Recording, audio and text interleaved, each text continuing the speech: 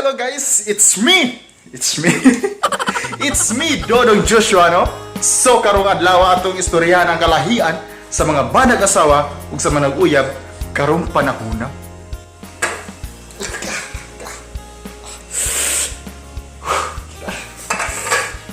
Initas tinuwa eh. Pasok ilang.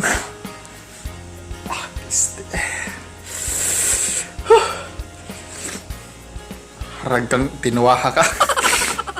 Inita eh. Inita eh. So, syempre, we can't deny the fact that there's a huge differences sa mga manag-uyab ug sa minyo na. So guys, are you ready? Without further ado explanation, let's do this! Tilo ko na itong bato na kay matang-taw na itong pustiso sa kong asawa ng buwag. Mahal na ba tag 5,000? Perfect pa, oy. Babe!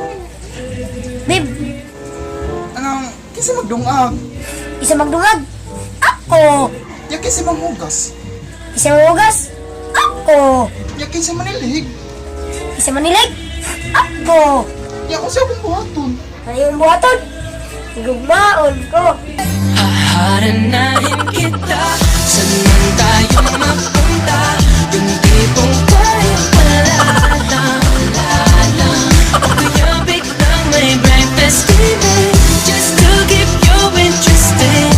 Lahat ay tayong wala.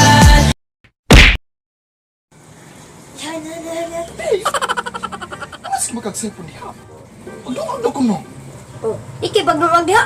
Iki may trabaho mo si ilang pagkagwapa niya. Masih pagkagpagdako sa mga tutoy, bisag wagi hapon kay tutoy, pagpa-injection ko na. Giyatay ka, may lang ka mututoy na kung tuting gitaya ka. Ha? So man, pasag pa ka ni. May lang ka manaad sa katutuyan ka ha? Nga, imo kung wala ko'y trabaho. Nagkaroon, himan-himan. Sige na kayaw-yaw. Paghuwat, paghuwat. Kuha sa kong naldiro.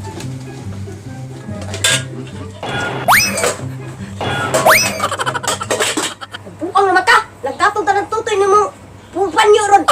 Kung sa mga kamusin magkapanghagis.